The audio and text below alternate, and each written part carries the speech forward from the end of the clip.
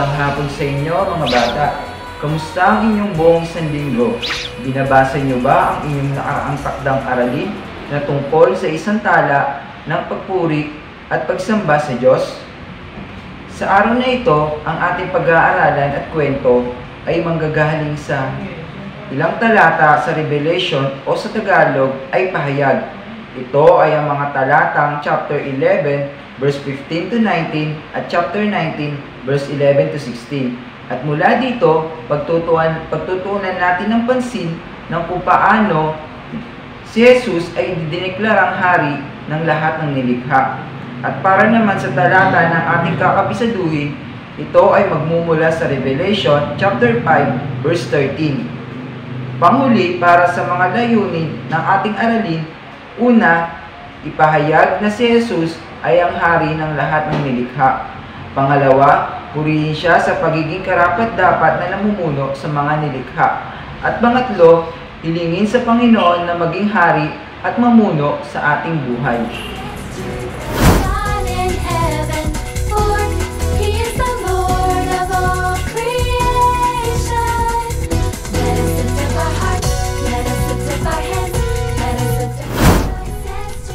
Okay, ngayon naman mga bata, tayo umawit ng isang awitin. Kantahin natin yung kantang The Love of Jesus. Okay, kung alam nyo, sabayan nyo ako ha. Lakasan natin. Okay, ready? Sing! The love of Jesus, sweet and marvelous. The love of Jesus, sweet and marvelous. The love of Jesus, sweet and marvelous. Oh, oh, wonderful love. Higher than the sky. Higher than the sky. Deeper than the ocean. Wider, wider than the universe. Oh, oh, wonderful love. One more time. The love of Jesus, sweet and marvelous. The love of Jesus, sweet and marvelous. The love of Jesus, sweet and marvelous. Oh, oh, wonderful love. Higher than the sky. Higher than the sky. Deeper than the ocean. Wider than the universe. Oh, oh, wonderful love.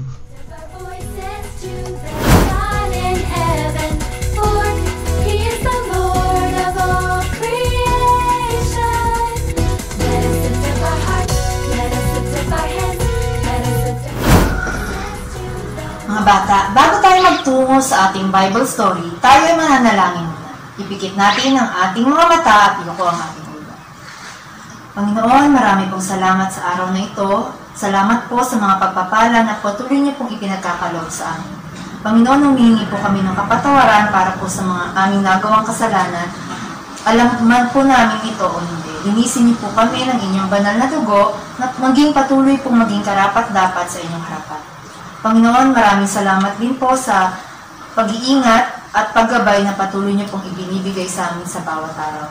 Panginoon, sa punto pong ito, dalangin po namin na bigyan niyo po ng wisdom ang teacher na gagamitin ninyo para po ibigay ang aralin sa mga bata. Ganon din po, Panginoon, dalangin din po namin na ihanda niyo po ang puso at isip at tainga ng mga batang ito sa pakikinig. Nang sa gayon po, maitanim po sa kanila ang mga aral ng inyong kwento.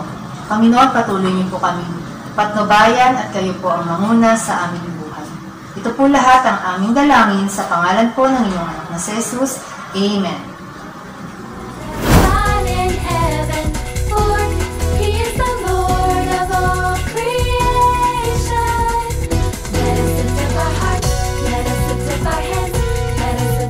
Mga bata, noong nakaraang linggo, natutunan natin na ang Diyos na siyang nangangalaga at nagpapanatili sa kanyang mga nilalang.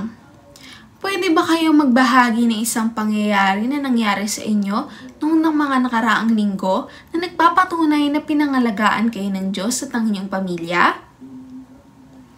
Mabuti naman mga bata at ang Diyos ay laging nandyan para kayo ay tulungan. Hindi ba't ang ating Diyos ay talagang kahanga-hanga? Ngayon naman, pag-aaralan natin ng isang bagay patungkol sa future o hinaharap. Sino na sa inyo nakapanood ng pelikulang Meet the Robinsons? Ang pelikulang ito ay tungkol sa isang ulilang batang lalaki na nagngangalang Louis na nakasakay sa isang time machine. Nakamukha ng isang lumilipad na sasakyan. Sa pamamagitan ng makinaryang ito, nabisita niya ang hinaharap at ang kanyang magiging pamilya. Siyempre, ito ay isang kathang-isip lamang na kwento at hindi totoo. Pero, alam nyo ba na pwede nyo rin tignan ang hinaharap? Sa sandaling ito? Opo. Mayroon tayong paraan para malaman natin kung ano ang mangyayari sa hinaharap. Ang ating aralin sa araw na ito ay makikita sa libro ng Revelation o pahayag sa Tagalog. Sa Revelation chapter 11 verses 15 to 19 at chapter 19 verses 11 to 16, makikita natin ang Panginoong Hesukristo ay pinakita kay Juan na apostol ang ilang pangyayari na magaganap bago siya bumalik sa ating mundo. Handa na ba kayo na mapakinggan at isipin kung anong mangyayari sa hinaharap? Ngayon, ipikit ninyo ang inyong mga mata. Isipin nyo na kayo ay nasa totoong time machine. Tayo ngayon ay nasa kalawakan. At nang tayo ay papahinto na, tayo ay biglang naihagis sa mas mataas na parte na sa dakong ito ay makikita natin ang mga planeta at mga bituin sa kalawakan. At ngayon, talagang nandito tayo sa napakaganda at banal na lugar. Tayo ay malapit sa trono ng Diyos sa langit. At pagtapos, tayo ay may narinig na malakas na pagsabog. Ito ay tunog ng trumpeta mula sa isang anghel. At biglang nakarinig tayo ng malalakas na mga boses na nagsasabi, "Mga bata, pwede nyo nang imulat ang inyong mga mata." Basahin natin sa ating screen ang mga katagang, "The kingdoms of this world are become the kingdoms of our Lord and of His Christ, and He shall reign forever and ever." Ngayon naman, tingnan nyo sa inyong bandang kanan. Ayan, nakikita nyo ba sila? Mayroong 24 na matatandang namumuno na nakaluhod at nakayuko sa harap ng banal na trono ng Diyos. Makinig sa kanilang sinasabi. Sabi sa verses 17 to 18, sabay-sabay natin basahin mga bata. "We give thee thanks, O Lord God Almighty, which art and wast and art to come, because thou hast taken to thee thy great power and hast reigned. And the nations were angry, and thy wrath is come, and the time of the dead, that they should be judged, and that thou shouldest give reward unto thy servants the prophets, and to the saints, and them that fear thy name, small and great, and shouldest destroy them which destroy the earth." At nagkaroon ng kidlat at kulog, lindol at ulan ng yelo. Ngayon, nakikita nyo ang langit ay bumubukas. Masdan, ang puting kabayo, na may nakasakay dito, at nariting natin na ang kanyang pangalan ay matapat at totoo. At sa katuwiran, siya ay humahatol at nakikibaka. Ang kanyang mga mata ay parang nag-aalab na apoy. Siya ay may suot ng maraming korona at mayroong pangalan na nakasulat sa kanya na kahit sino ay hindi nakakaalam maliban sa kanya. Ay nakasuot ng kapa na inilubog sa dugo at ang tawag sa kanya ay Salita ng Diyos. Pag siya ay nagsalita, ito ay parang matalim na espada na kayang talunin ang suwail na bansa. Tumingin kayo sa kanyang likuran. Mayroong milyong mga mandirigma sakay sa mga puting kabayo. Sila ay mga hukbo ng langit. Silang lahat ay nakadamit ng puti at sila ay nakapila ng may perpektong kaayusan. Ang matapat at totoong mga ngabayo ay siyang nangunguna sa kanila patungo sa mundo. Pamumunuan niya ang mga bansa para sila ay sumailalim sa kaarian ng Diyos. At para sa mga ayaw sumunod sa Kanya, ay makakaranas ng mabangis na galit ng Diyos na dumadaloy sa Kanya. Ang mga ngabayan na ito ay walang iba kundi ang Hesukristo, ang Hari ng mga hari at Panginoon ng mga Panginoon.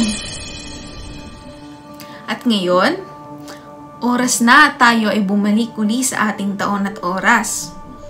Ipikit niyo ulit ang inyong mga mata at isipin tayo ay pabalik na sa dati nating mga oras na gamit ang time machine.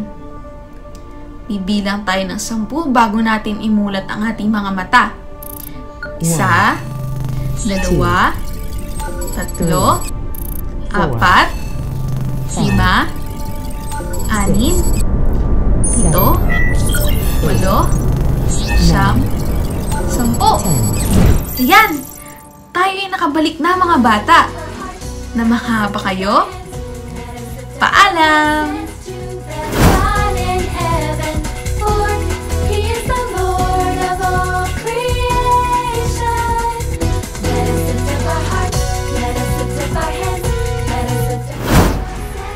Mga bata, hindi ba't kamangha-mangha kung makikita natin ang ating naririnig na kwento sa araw ito balang araw? Natandaan niyo, ito ay nakasulat sa salita ng Diyos, kaya ito ay totoo at siguradong mangyayari. Natandaan niyo ba doon sa parte na si Jesus ay nakasakay sa puting kabayo bilang hari ng mga hari at Panginoon ng mga Panginoon? Ito ay ating pag-asa sa ating mundo, ang oras na pag si Jesus ay sa wakas namumuna sa lahat ng mga nasyon at tao. Pag dumating na ang oras na iyon, lahat ay susunod sa batas ng Diyos at pamamahalaan ang kanyang likha. Ano ang mararamdaman mo pag ito ay sa wakas ay nangyari na? Naniniwala ba kayo na si Jesus na karapat-dapat na mamuno bilang hari ng lahat ng nilikha? Bakit? Tama. Si Jesus ay karapat-dapat na mamuno bilang hari ng mga nilikha dahil siya ang gumawa ng lahat ng mga ito. Kaya sambahin at purihin natin siya.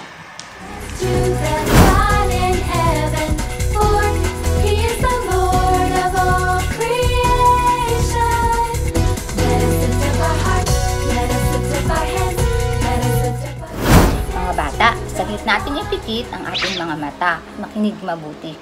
Ang Panginoong Hesus ay ngayon at magpakailanman ay hari ng lahat ng nilikha. Pero siya ba ay hari ng inyong mga puso? Sa tingin niyo ba, siya ay karapat-dapat maghari sa inyong mga buhay? Itaas ninyo ang inyong mga kamay kung nahiling nyo na ito sa Panginoon. At kung hindi pa, maaari ko ba kayong pangunahan sa isang panalangin?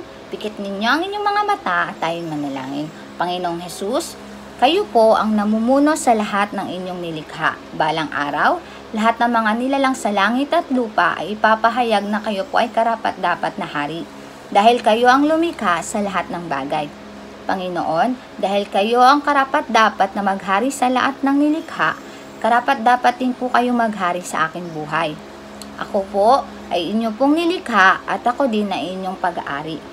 Pakiusap po, pagharian niyo po ang aking buhay, at ang inyong banal na espiritu ay mamuhay sa akin para ako ay tulungan na sumunod sa inyo mula ngayon. Amen.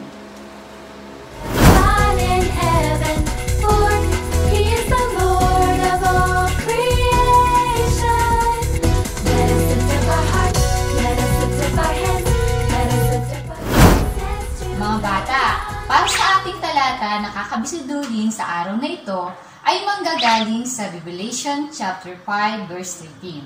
At sinasabi dito, and every creature which is in heaven, and on the earth, and under the earth, and such as are in the sea, and all that are in them, heard I saying, blessing, and honor, and glory, and power be unto him that sitteth upon the throne, and unto the Lamb forever and ever. Mga bata, balang araw, lahat ng nilalang sa sagdaigdigan ay aawit ng papuri sa Diyos. At ang kanyang anak, ang ating Panginoong Hesukristo, siya ang tinawag na kordero ng Diyos dahil siya ang nagsilbing sakripisyong handog na namatay para sa ating mga kasalanan. Ngayon naman, basahin natin ng malakas at sabay-sabay ang ating talata. Handa, basa! Revelation chapter 5 verse 13. And every creature which is in heaven and on the earth and under the earth and such as are in the sea and all that are in them, heard I saying, blessing and honor and glory and power be unto him that sitteth upon the throne and unto the Lamb forever and ever. Very good, mga bata. Yun lang, paalam.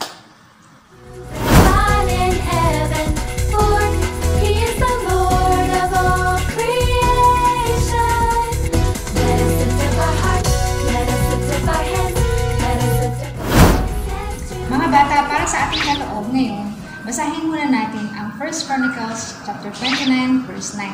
At sinasabi dito, then the people rejoiced, for that they offered willingly, because with perfect heart they offered willingly to the Lord, and David the king also rejoiced with great joy. Mga bata, tulad sa nabanggit sa talata na aking binasa, pag ang ating mga puso ay tama at kaaya-aya sa Panginoon, at pag tayo ay nagkaloob, tayo ay may kagalakan sa ating mga puso. Kaya tayo ngayon ay manalangin at hiningin na tayo ay magkaroon ng kagalakan sa ating mga puso kapag tayo ay nagkakaloob sa Panginoon. Yuko natin ang ating mga ulo at ipikit ang ating mga mata. Makilang Diyos, maraming pong salamat sa hapong ito. Salamat po, Panginoon, sa pagkakataon na kami po ay makakapagkaloob sa inyo. Panginoon, tinataas po namin ang aming mga puso at mga puso ng mga bata na nakikinig sa hapong ito. Dalangin po namin, Panginoon, na bigyan niyo po ng kagalakan ang aming mga puso at maging tama po sila sa inyong harapan. At pag kami po ay nagkaloob, kami po ay may kagalakan at bukal sa aming mga puso.